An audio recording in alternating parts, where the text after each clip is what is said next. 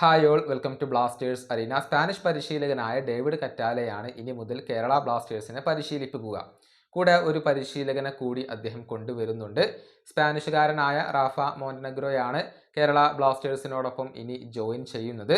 അദ്ദേഹം strength and conditioning പരിശീലകനാണ്. അതായത് ഫിറ്റ്നസിൻ്റെ കാര്യങ്ങളൊക്കെ നോക്കുക എന്ന ഒരു ഉദ്യമമാണ് അദ്ദേഹത്തിൽ ഉള്ളത്.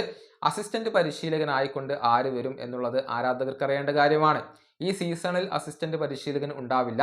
അടുത്ത സീസണിലായിരിക്കും ഡേവിഡ് കറ്റാലക്കൊപ്പം അസിസ്റ്റന്റ് പരിശീലകൻ ജോയിൻ ചെയ്യുക എന്നുള്ള കാര്യം മാർക്കസ് മെർഗുലാവോ നേരത്തെ സ്ഥിരീകരിച്ചിരുന്നു.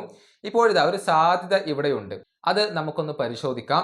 മിഗേൽ മസാന എന്ന ഒരു പരിശീലകനുണ്ട്. അദ്ദേഹം ഇപ്പോൾ കറ്റാലയുടെ അസിസ്റ്റന്റ് പരിശീലകനായി എത്താൻ സാധ്യതകൾ ഏറെയാണ്.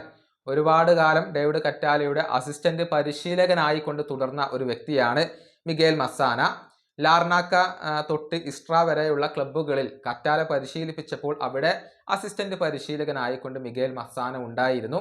പിന്നീട് കറ്റാല സബാഡൽ എന്ന ക്ലബിലേക്ക് പോയപ്പോഴാണ് ഇരുവരും വഴി പിരിയുന്നത്. ആ സമയത്ത് മസാന സൗദി അറേബ്യൻ ക്ലബ്ബായ അൽ ഇത്തിഹാദിലേക്ക് പോവുകയായിരുന്നു. അൽ ഇത്തിഹാദിന്റെ അണ്ടർ 17 ടീമിന്റെ പരിശീലകനാണ് നിലവിൽ മസാന. പക്ഷേ വരുന്ന സമ്മറിൽ അദ്ദേഹത്തിന്റെ ക്ലബ്ബുമായുള്ള കോൺട്രാക്ട് അവസാനിക്കുകയാണ്. അതുകൊണ്ട് തന്നെ ഇദ്ദേഹം കേരള ബ്ലാസ്റ്റേഴ്സിൽ ഡേവിഡ് കറ്റാലയുടെ ഒരു അസിസ്റ്റന്റ് പരിശീലകനായിക്കൊണ്ട് എത്താൻ സാധ്യതയുണ്ട്. ആ ഒരു സാധ്യതകളെ നമുക്ക് തള്ളിക്കളയാൻ കഴിയില്ല എന്നുള്ളതാണ്. ഇനിയിപ്പോൾ മറ്റാരെങ്കിലും അസിസ്റ്റന്റ് പരിശീലകനായിക്കൊണ്ട് എത്തുമോ എന്നുള്ളതൊക്കെ കാത്തിരുന്നു കാണേണ്ട കാര്യമാണ്.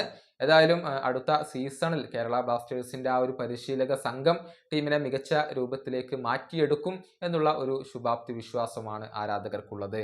ഈ വീഡിയോയുടെ അവസാനിപ്പിക്കുന്നു. അടുത്തൊരു വീണ്ടും കാണാം.